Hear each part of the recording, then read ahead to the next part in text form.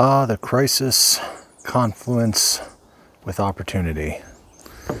So what we have here is a very rusty, neglected X27 Fiskars axe, splitting axe, that has just been found in my garage and hasn't been maintained in a very long time. And you can see that this one was in long service before I decided that the X25, which is a little shorter, was a better fit for me.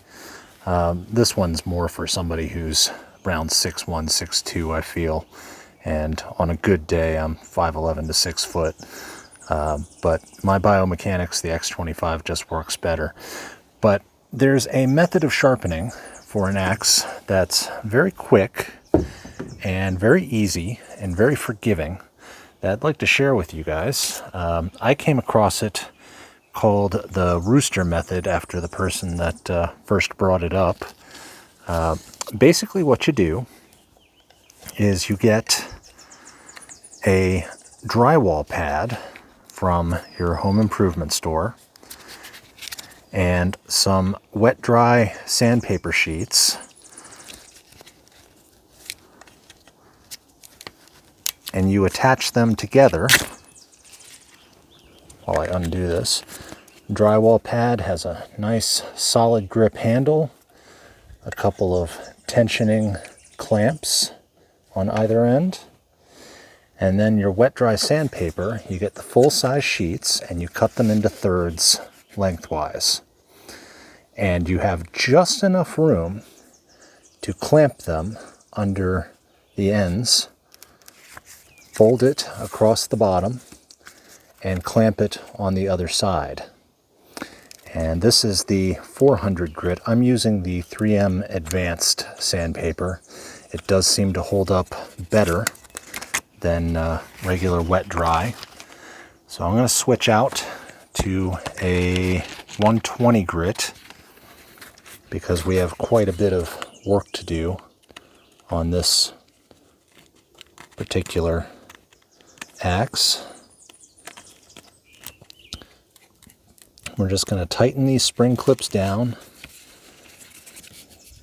We're just making a sanding block with a good, squishy, malleable surface underneath, because axes tend to have a convex grind, like an apple seed. And that convex grind is a little tricky. It takes some practice and some attention to detail to keep it maintained with a flat stone or the puck method that I've shown you before. This one needs so much work that I thought this was just gonna be faster. And I thought I'd show you how I do it. So, we have our axe head, our very filthy, disgusting axe head. I used some crud cutter and a nylon scrub brush to get the bulk of it off. And we have our sanding block with a flexible substrate beneath it. And what we're going to do, it's not even very tight, doesn't seem to matter. What we're going to do is look for, see if I can frame this better. There's an invisible line that you will see disappear when you find the apex angle.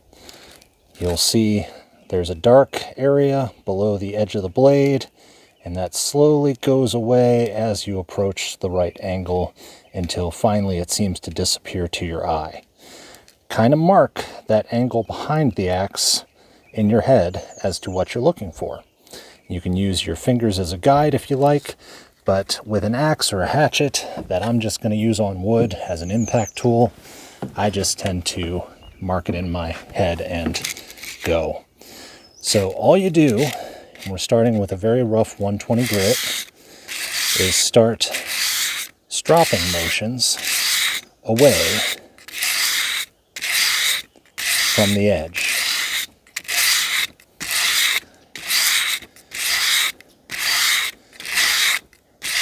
We want to make sure that we're getting the tip to heel of the blade.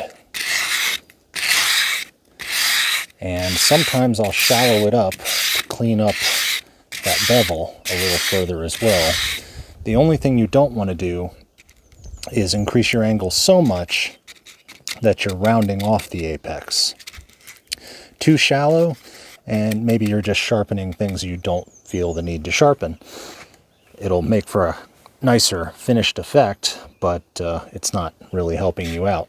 So we just stroke away and down, or away and towards. You may want to do from time to time to make sure you're getting good even coverage. And the flexible substrate is going to mold itself to that curved surface and help you keep that convex in really good shape. Rather than with a puck, you kind of have to incrementally and on purpose angle your hand towards and away as you go to artificially maintain. Wow, this is uncomfortable. Whew.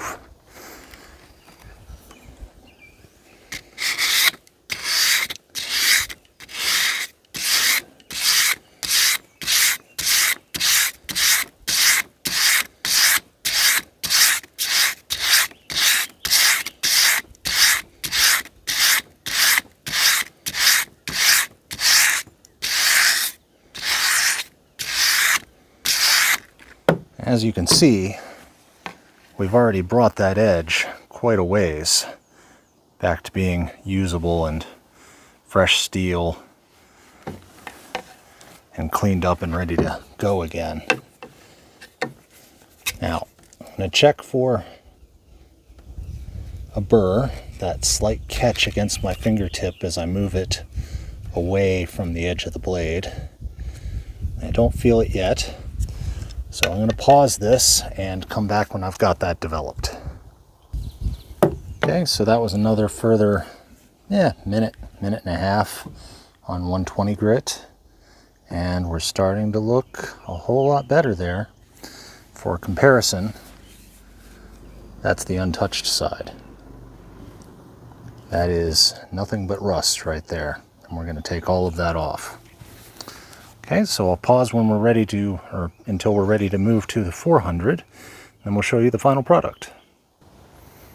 Okay, I've just about finished up where I'm going to go with the 120. And you'll notice there is some pitting there from the rust. There's not much we can do about that without removing a whole lot more material. And this is an outdoors axe.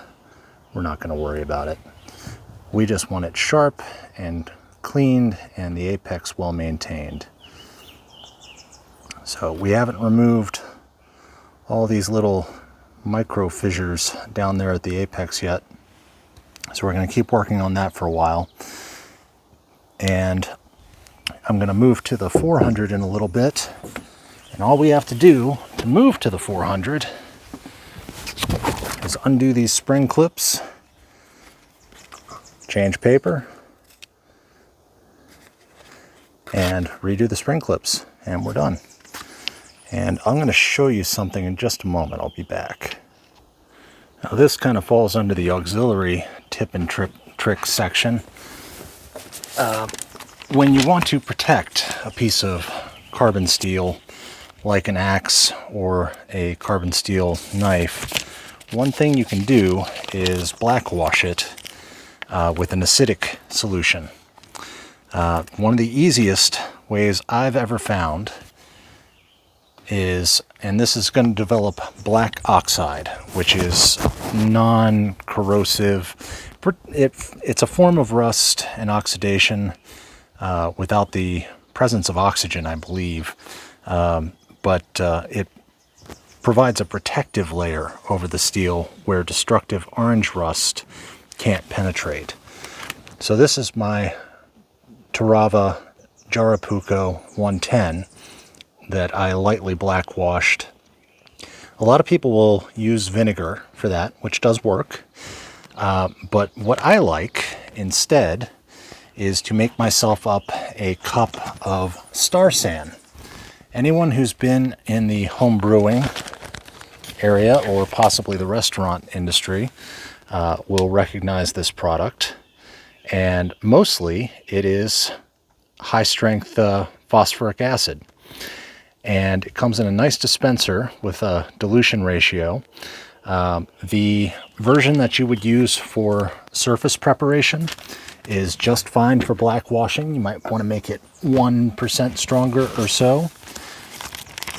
But when you do black wash it, all you do is place your blade in a mug or a cup up to the level of the tang, or where the tang enters the handle, and let it soak for an hour or two, and you're done. That's it. Wash it off. The edge will be corroded. You will need to resharpen it, at least to a degree. I tend to start from scratch, but after it's been black washed, well, it's my favorite sharpening catalog.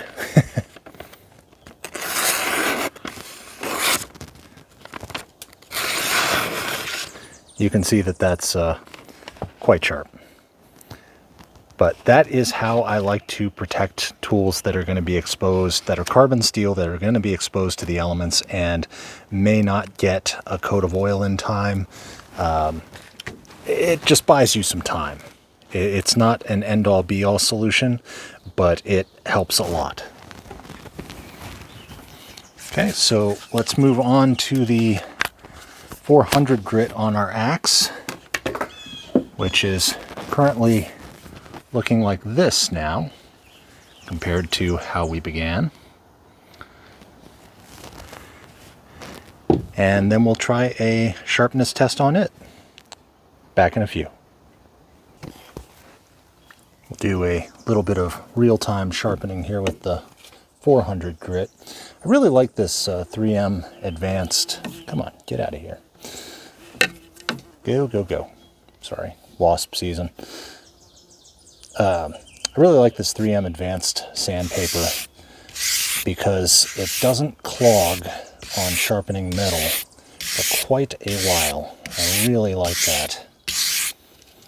I've done a few tools on this third of a sheet, and I can just give it a quick rinse, dry it off with a paper towel, and keep on trucking. You really hear the difference in the grit.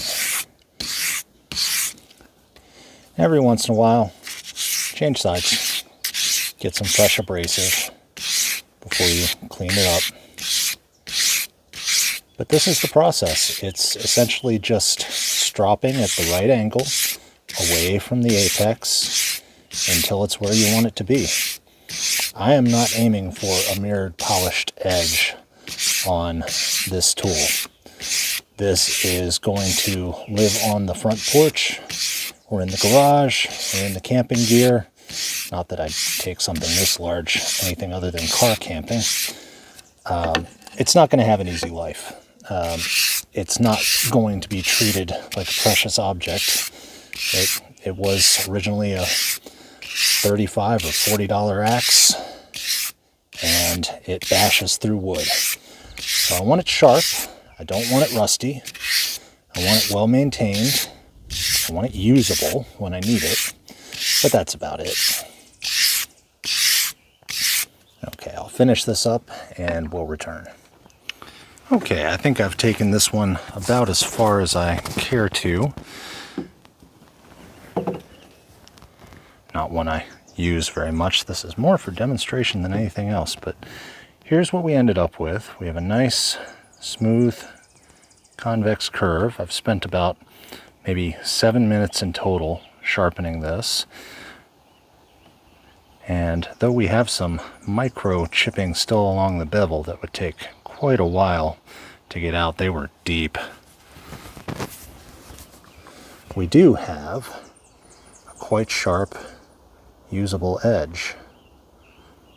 I wouldn't want to run my finger along that, but that convex feels just perfect.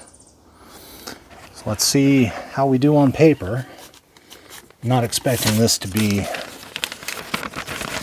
perfection, but we'll see if it cuts.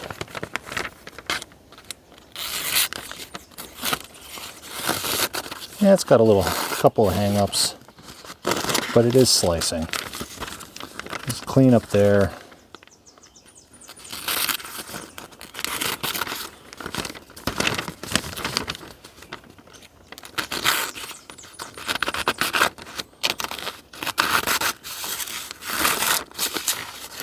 This is very tough paper to cut, but we are cutting rather than ripping.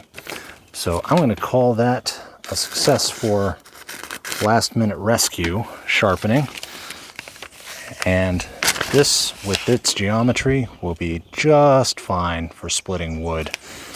And we've prevented further damage and cleaned up the apex and convex curve nicely.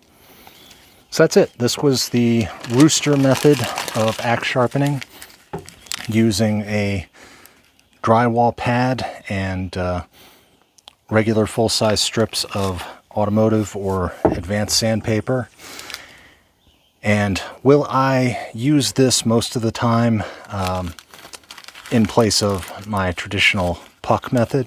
Probably not. But it is interesting, and it's, as we used to call it, field expedient.